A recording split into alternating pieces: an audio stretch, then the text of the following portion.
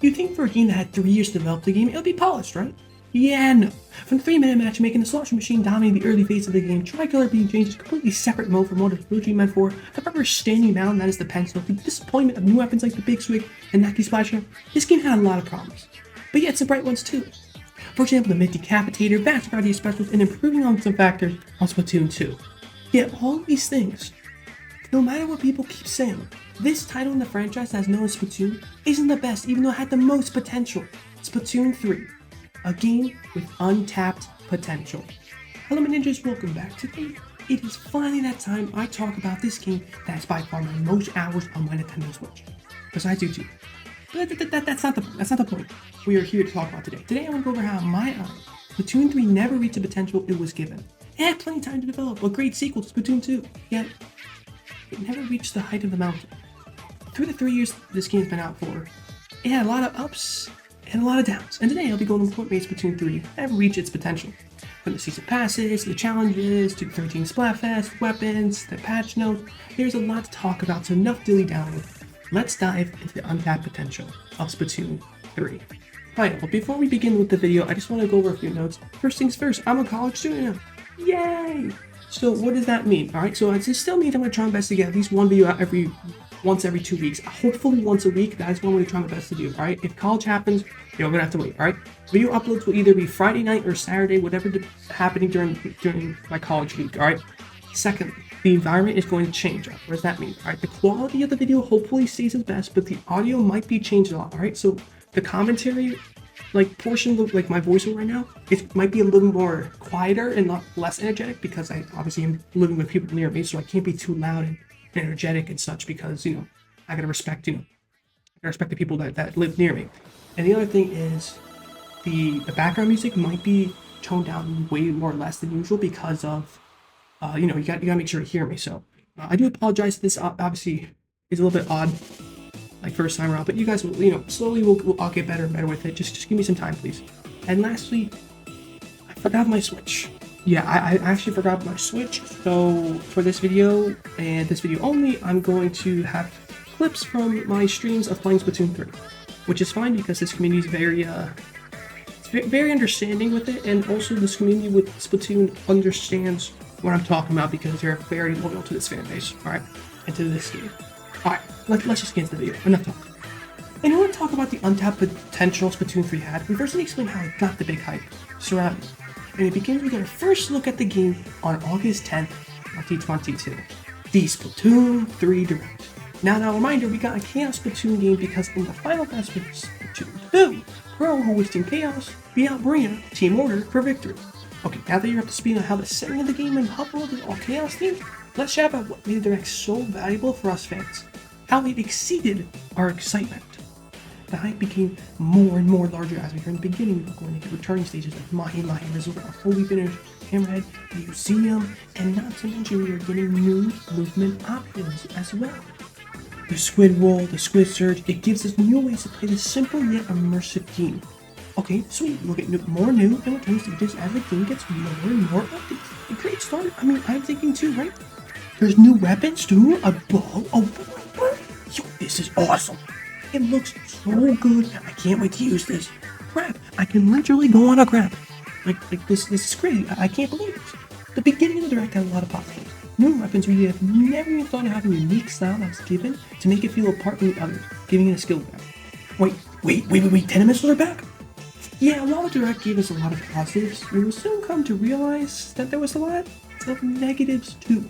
But some stuff could have a lot of potential, which we will get to when it comes up. Wait, Brawler got triple wing strike? How does that help the weapon? What? Brawler needs the shield. Why would you give it a special that disables the shield? Wait, what?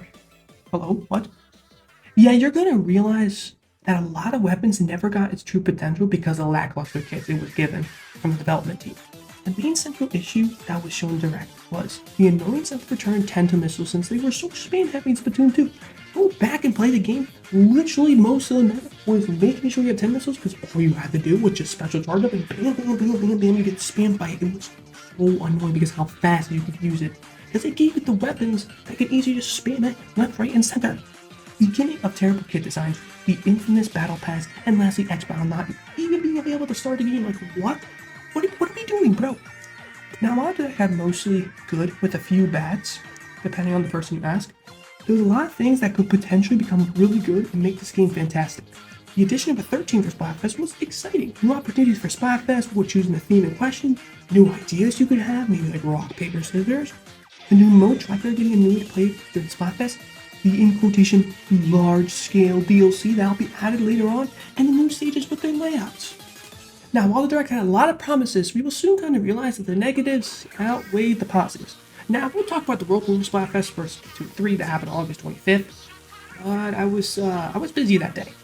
So I thought I want to play before Splatfest. So let's just fast forward to the launch of the game. And oh boy, there was a lot of issues. The first glaring issue was matchmaking. What do you mean it takes over 3 minutes to find a game? What? Listen, the game matchmaking should take less than 2 minutes, not nearly 200 seconds. The stage layouts were also atrocious. Alright, this is something that continued to happen even at the later half of Splatoon 3's lifeline. It is a block room Tetris. I don't know how it was recurring, and trust me when I say that it is literally a real thing, just ask Splatoon community. Some stages would have a one-way to get to the center, hardly having any counterplay, alright? There was no such thing as counterplay besides maybe like 3 stages. And not to mention, the Splatfest, which is a huge topic on its own. Dude, it was a bad start, alright? It was a bad start for Splatoon 3. The beginning of the game had a lot of struggles, but that's okay. We still have 12 full years worth of content and updates give us bug fixes, revamped stages, heck, even better stages, new weapons, and second kits for weapons.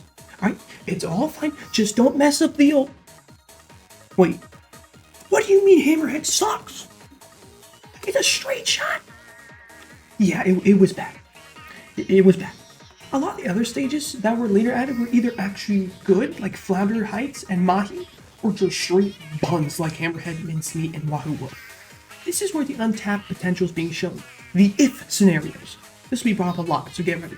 What if they actually make good stages? What if the kits were better and more suited for the weapons? The kits? What do you mean, Dilsa? Aren't the kits usually good? I thought they know how to make good kits, right? Let's go talk about that. Another issue that was shown in Splatoon 3 as the game progressed was the kits and second kits. There was a lot of bad or weak kits, while others got the treatment they deserved. There was also kits where the special was holding them back, or the sub-weapon. Sometimes even both of them held the weapon back. The Big Swig got Splash Wall.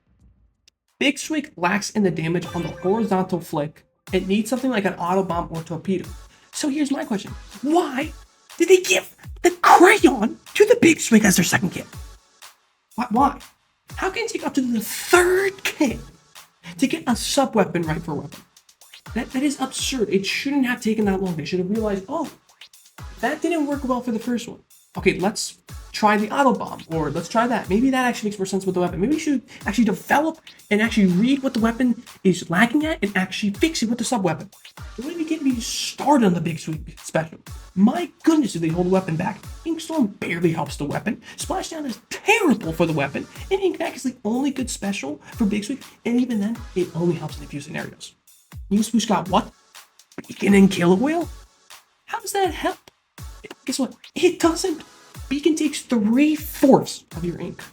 And Killer Whale kills from afar, not up close. Which is what the weapon is meant for. To be up close and get the kill. It's insane because its counterpart, the Neo Splash, alright, the Neo Splash-O-Matic, got 2 amazing kits, alright? The Neo Splash got Ink Strikes and Suction. That's a great kit. The other one got Burst Bomb and Crab. They can cook. We know they can. We've seen it multiple times. But why can't they lock the fuck in with all the weapons? You wanna know what weak special is for weapon? Well, ask NZAP89. Yeah, they'll know. Why are we getting Inkvac to Jet Sculpture and 96 cap? It makes no sense. The kits in this game show the untapped potential this game had. They can make good kits. We've seen it. Neo Splash, Heavy Edit, Forge Pro, the mid kits. But at the same time, we saw kits that were held back by the special sub combo like the Big Swig, the Neo Sploosh, the Brella, and the Dread Ringer. Dude, I could see how this game had these issues. But surely the stages were improved. No, they were not. Most of these stages were fucking Tetris speeds that you used to complete a round. It is not supposed to be in this game. And don't even get me started with the polls. Why do you think having a poll to the center of the map makes it any better? It makes, if anything, it makes it worse. The poll and undertow? Like, first off, what type of stage layout is that? There are sniper areas that are uninkable. They never needed it. And a thin line in the center to get to the opponent's side. Oh wait, yeah, died to a shot. It's crazy. They can cook. We see in the museum, Mahi and Farber. Why not mincemeat? Why not brine? Why not score scores? At the end of the update line for Splatoon 3, it ended with 25 stages. And by majority vote, I can call 12 stages. 12 stages! That are mostly by the community dubbed good. That's not majority of the stages. I can make decent to great maps and only half. Not to mention the reworks in some stages. Like, what do y'all do to Hammerhead? You didn't even do anything to that joke. If they only just reworked all the stages that were horrendous, or just did better on the rework stages like mincemeat and Hammerhead. You see how the word if comes up again and again? It's the one thing people continue to say years down the line when this game reaches status like Splatoon 1. What if this game had better stage design and land? You know, it's back when Pro Chora, a well-respected pro in the Splatoon community, can make a half-hour video extremely early in the Splatoon 3's lifeline talking about the issues of the stage design. Yeah, it was that bad. It's not even like they knew what they were doing, because the new weapons gave us hope that this could have been better. Heavy is one of the best weapons in the game. The Tri-Finger had some great kits like the Crayon Inkjet, the pencil, which I will get to later, the Mint, the Splatana Stamper. They make such a great design for a weapon with a unique set that makes them so vastly different from the main weapons we all know and love, that it provides such a vast skill gap like the Stamper with Zipcaster. You know how hard it is to play with that weapon? It creates fun kits as well. It can also create those type of fun ones if you just want to mess around in Turf War. Slosher Deco with Zipcaster, Luna, they are fun kits and there's great kits. Yes, for a lot of people who main the weak special weapons like myself with the Big Sweep, were held back by the potential it could have had, but it was never reached because of what we were given by the kits. We still got some more things to prove here, so let's go to the Splatfests. 3 teams, sweet! Surely it'll be even 33, 33, 34 split down the middle. Wait, it wasn't? Yeah, I wonder how many were even by 5 or less percent. Let's count, shall we? Wait, 3? Just 3? Out of 24 Splatfests? Yes, you heard that right. Out of 24 Splatfests that were played in this game, 3 of them had an even split or was less than 5%. Now, this is one you can argue because of Japan liking Shiver a lot and the amount of hatred Fry got during the Lifeline that made it so uneven and unfair for Fry. How about maybe instead we just shouldn't have had 3 teams with it? The one problem I had, it happened so many times it became a glaring issue. One team would either get more than half of the vote, causing near matches. We don't need to get me started with that, or one team would be left in the dust. Alright, reminder, there was a Splatfest where a big man's team got 8% of the votes, and that was Team Bigfoot. Yep, there was a time where a team had less than 10% of the votes. And not to mention, Shiver won 5 in a row, and had the second most Splatfest wins at 8 with Big Man at 11. And mind you, that's 19 out of the 24 Splatfest. Fry won 5. 5? And I think it took a full year of Splatfest just for Fry to win the very first one. That also caused the other issue. What does the fan base like the most? Japan fan base loves Shiver, so that's why we saw the 5-win streak of her, and this then became the goal to stop her. So that was when big man started winning. You can see how one fan base can ruin the 3-team system. The Fry fans got outclassed because no one cared about her besides the Fry fans. People just like Shiver because in our eyes she was like the leader for Deep Cut, just like Pearl. But Sisters never had a leader, and don't argue me with that, it is a true statement. Even the story movie didn't get too much information on Fry that would give us a support to Fry, no matter what. Right? One team would get 40+% of the vote and either win because of how many players they had, or lose because of the mirror matches, allowing the team with the second most votes to still win. It was just this cycle over and over and over again. And because of how bad the Splatfest theme was, most of the time, people just picked Team Shiver or Team Big Man because it was their personal favorites in Deep Cut, or you would just pick a team just to be on your friend's team. No one ever cared to pick the options. They didn't see their chose team because it was their favorite idol. They want the 100x photo with their idol, or because their friend chose that team and wanted to play with them during the weekend, which is also created loneliness as well. You don't want to play by yourself. What's the fun in that? By it being 3 teams, it created distance for that one team. That one team to rarely win and have the spotlight be on 2 characters out of 3. Never having equally shared votes across all 3. Splatfest is just turf war if it was a weekday, so how come it's so different in this game compared to the others? Besides the addition of a third team, mirror matches, and the unevenness of team voting, it did provide a new mode for us, Tricolor. Now later in the year, I'd say mid-December, since I need some Tricolor footage. Yeah, we need more than just this. I'm going to dive way deeper into Tricolor and how bad it was, and how to fix it if it returns the next mainline Splatoon game. Not Splatoon Raiders because that's a solo game. For this video, let's briefly scratch the surface. The original concept of Tricolor was, after the first half of Splatfest, we would see a halftime. The team that was first is on defense in the center. The other two teams, which are two players between that 4v4, need to work together to cover more paint than the defensive team. Now, this was a locked move. If you were on the team at first, you were locked in as team defense. You cannot be an attacker. Same thing goes for you if you were on the team in second or third. This was the point of Tricolor, to give a comeback for the second and third place team to make the difference and steal the victory. This lasted about 4 Splatfests until the entire community complained, and now everyone can be on any team. You can be an attacker, you can be a defender, it does not matter. It's like they removed the peanut butter and jelly on a sandwich that made you so unique. It just became another version of Turf War. Now the only point Tricolor has now is 18 points for the total Splatfest results. That's it. It's like you're required to play in the second half if you want your team to win. You know what was such a fun, unique idea? I really didn't play the mode. Not to mention, rarely you would see a balanced stage that gives fairness to both sides. Instead, the majority of the time, the stage would either cater towards the attackers or towards the defenders. It was bad. Even the stage we designed for Tricolor was horrible. A few were only good. I think Flounder and Sturgeon 2.0 was the only good ones. I'm not too sure. I know Bluefin was horrible. The thing you show right here, this thing is god off. It had potential, but then it went backwards. What if we gave it more time? What if they never made that change? Hey, at least on the bright side, the fish bangs they had the Splatfest Turf War was great! It gave more uniqueness than regular Turf War. It made it stand out from the regular Turf War you always played. I understand it's just a small bomb that gives 25% paint, alright? I understand that. You get such a small paint bomb, but that seriously made a huge effect. Heck, it made me enjoy Splatfest Turf War way more, because it adds another factor to the game.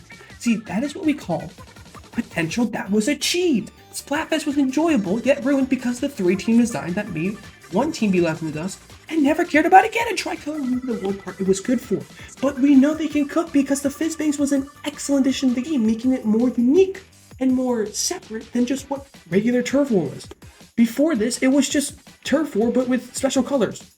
That was it, and it was just something you were fighting for, truly. It was just the same thing over again. And don't talk about Splatfest Pro, because that's still the same exact thing, alright? Splatfest Pro is just if you want to play by yourself, and Splatfest Open is if you want to play with your friend.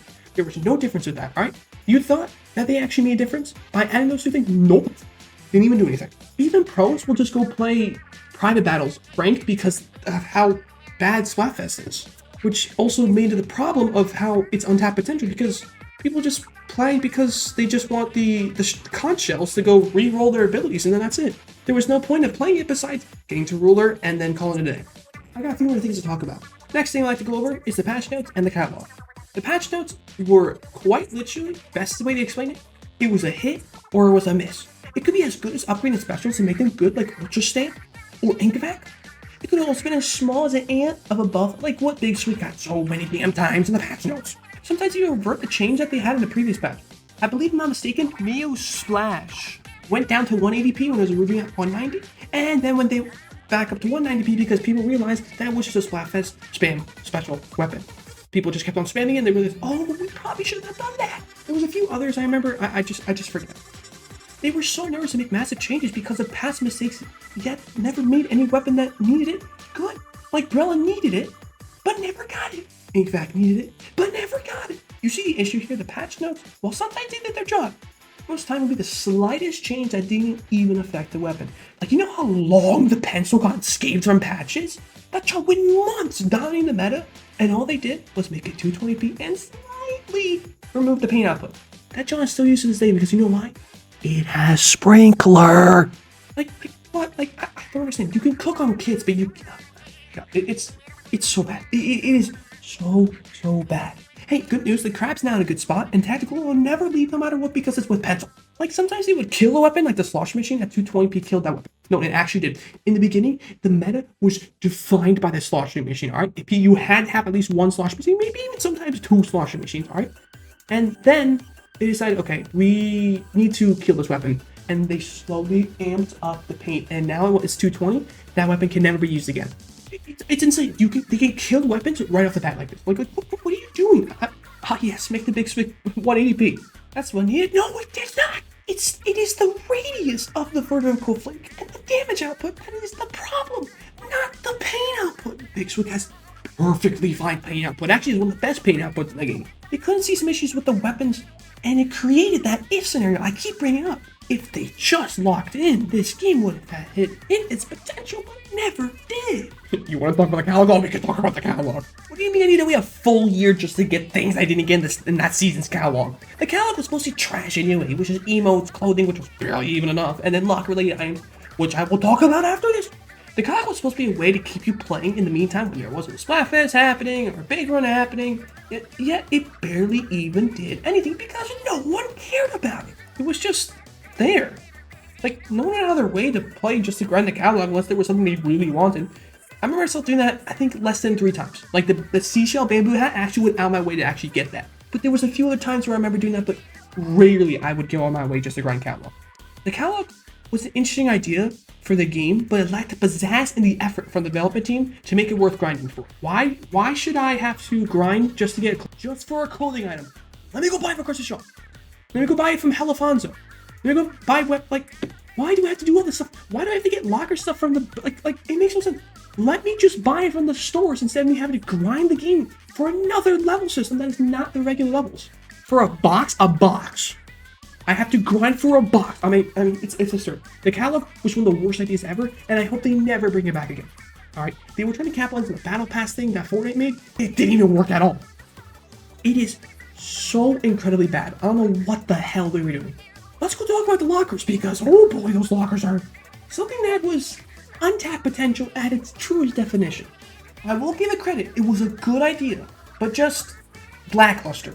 The development team never went any further than just that. It was also placed in a spot that nobody goes to. Everyone goes to the front side to practice before starting up a game or head to the top where the coffee shop is to get photos. Alright? And don't tell me you don't do that because I know for a damn fact you do. No one went out of their way to go look at lockers.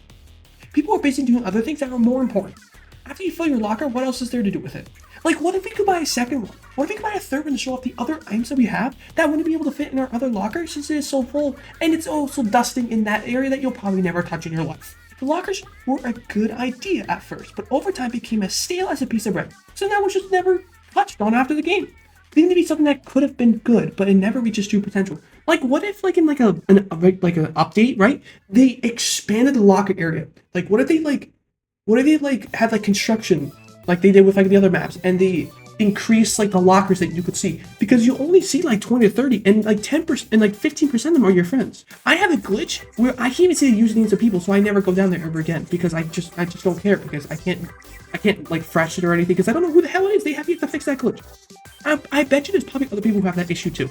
I just don't understand it because you had such a good idea with lockers. I think it had potential to be something great, but you just never touched on it after all that. What are you doing? It's insane. There's so much stuff in this game where it had the potential to be good, but it never got to the mountain it was supposed to peak at. Instead, it's actually at the bottom, where all the freaking snow is freaking melting. If that's a good reference, actually not too sure. The second and last thing I want to briefly go over is the DLC. Large scale. My ass! Dude, you know how long I wanted to actually like pop like a WWE like promo into one of my YouTube videos? Dude, this was the perfect time to do it. Because that shit defines untapped potential. 3 bosses, a limited number of palettes to customize your one, and a select few weapons. Like, where's the story?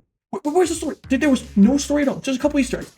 It needed an update, but it never did. If only it got the update it needed. It would have been a way more respected DLC. It's barely even a roguelike, bro. Let's not forget, we spent $20 on this. Everyone knows there's untapped potential, so that is why it's so quick. You finished a run in less than 30 straight minutes, and it's so bare bones because it's the same thing over and over and over again. I get that's what roguelikes are, but the difference is with other roguelikes is that there's customization. There's other types of builds you can do. This one had little to no builds at all. It was like they just threw this in and being like, we need a little more money for our next game. Here, just have this, guys. The Easter eggs just barely adds more elements to the DLC. We had to pay $20 for this, and Octo Expansion gave us way more for the same price. The hub world was awesome. I love the idea of a Dead Splatoon lobby. That was such a cool idea. I love the coloring for it. But they just had to ruin it with an awful roguelike. All it needed was at least one update, giving it more bosses, more pals to unlock, and more Easter eggs to dive deeper in the lore behind Pearl Marina. That is all they had to do. And yet, even the community gave ideas for updates. They could have just took the idea from a freaking TikTok and be like, how should I update this game mode? And then they literally could just take the ideas and everyone will be happy. That's all they had to do. But no, is that they just had to just leave it like that. It is just so frustrating. The final thing I like to go over is Salmon Run. Now, I won't be talking about this too much because I did not play Salmon Run a lot during Splatoon 2. But what I can talk about is Big Run. Big Run was an excellent idea. You get 40 hours to play Salmon Run with random weapons, sometimes great skill weapons, which, by the way, were an awesome addition to the game. And not to mention the bosses were genius, all right? Horriboro, what the hell are the other names? Megadontia, there you go, now I got it. They're such a great addition to Salmon Run, giving it a new way to play the game and making people play, all right? Here's the issue. They just have to mess up one thing. When you defeat the boss, right, in Big Run, all right, you get some scales. Bronze, silver, gold. It would triple your rewards as well. Here's the thing, all right? So there's this one time, right? I beat a Horriboro. So why did I get 27 bronzes? That was the glaring issue with Big Run. If you beat a boss, you could literally not end up with any gold scales at all. And the shop you use for the scales is atrocious, all right? It's not the gear, it's not the banners, it's none of that, all right? It actually had some pretty damn good gear, actually. It actually had some very cool ones. It was just the pricing. Get this, right? 30 gold scales for a hat. Like what? 300 silver for a shirt. 9.99 gold scales for a banner. The prices were insane. The hours you would need to get for that would probably be 2,000 hours just to get the shirt you want. And worse, it doesn't do it justice either. They did everything right in making this an awesome experience, just only if they gave us more rewards. And don't even get me started with trying to get the 999 badge for the freaking rotation on some of the maps. Dude, it took me like 20 hours out of the 48 hours available. Oh, sorry. No, of the 36 hours available, I had to play 20 of that just to get 999 on Jam and Salmon Junction. And mind you, that was with full gold rotation. A full random gold rotation. And that is Grisco weapons, which by the way, Grisco weapons were a genius addition. It's just that the problem is that they were rarely shown during the Big Run. It just sucks. It's wild. While Big Run was a success in bringing a Splatfest type event to Salmon Run, it lacked the awarding factor to provide you with the tools to buy the gear, the build, the banners, the abilities, which the abilities you were given for Salmon Run was awful, bro. You barely even got a single thing. Like, you'd be running out of freaking special charge-ups, intensify action so fast with the abilities because you're like, bro, I hardly got anything. You hardly get it with Splatfest, you hardly get it with Salmon Run. That's another glaring issue I don't even have to talk about. Salmon Run lacked the awarding factor to provide you with the tools to buy gear, banners, abilities to help you in other things that are available in Splatoon 3, and especially Big Run 2. It had that issue as well. While Splatoon 3 provided a lot of positives, new kits, returning stages like Urchin, Flounder, and Mahi Mahi, new weapons that had its own skill gaps like Stamper, Wiper, and Heavy Edit, new specials that gave variety to this game, with tons of weapons to choose, there was also a lot of things that never reached the potential it should have reached. Tricolor, the rework stages, the stage layout, the catalog, being where if you missed something you would need to wait 2 full years just to get the cosmetics back, or hell, maybe even a year. The pointless of lockers, the hardly changed Salmon Run, there's just so many things that I didn't even mention or barely mention that affect this game so much. I didn't even get into the story mode. That's how much I don't even need to talk about the freaking story mode, how much untapped potential this game had. Splatoon 3 should have been a great sequel to Splatoon 2. It had the blueprint. It should have been a great way to conclude the story that was being built up in the previous games. Yet it never reached the potential it was given by us fans. Splatoon 3 will forever be a game with untapped potential. Thank you all for watching. Hope you enjoyed the video. Yes, there was some things that's not mentioned too deeply about, like side order, lockers, cosmetics, and story mode. That's because I want to make this video too long, and it's already a 7-pager. Yes, this is 7 pages. It is literally just as long as the Gar over one video. This video was to prove a point that was slowly being made over time by myself and the community that this game had untapped potential and it never reached its peak. I went over my reasons as to why I never hit the peak it should have been, and I'm proud of how this video turned out for myself. I think personally this is probably one of my best videos with the supporting argument because I've played this game so much that I know what the reasons were behind this, and not to mention I've played the franchise for so long now. Like, I started playing this in 2015 when Splatoon 1 came out. Like, it's absolutely insane. So I have so much intel with this, so that's why I feel like this is one of my more stronger points in this video. I didn't need to go over everything, I just want to go over the big parts of this game that caused this opinion to be made. If you enjoy this game, great, that's good for you. I do believe this game is good. A 7 out of 10 rating is good for this game. However, it should have been a higher rating, like a 9. But because of the things I mentioned in this video, it's a 7. I don't think it's... I don't think it's the... actually, it might be the worst out of the 3. But that's a video for another day. Next week, I have yet another video talking about disappointments. This time we're going to head over to the Skate franchise, talking about how the latest Skate game in the entry is a disappointment. We waited 15 years for this game. And this is what we get? A cash, pay-to-win, free game with a battle pass? Yeah, that's a bad look, EA. That's a bad look on EA. As always, make sure you like, subscribe, share this video to your friends so you subscribe to me, enjoy my videos, hit the little bell so you know if I want to upload. Let me know in the comments if you agree, disagree, or want to share your thoughts on what they could have improved upon Splatoon 3. Thank you again for watching. This is Ninja signing out.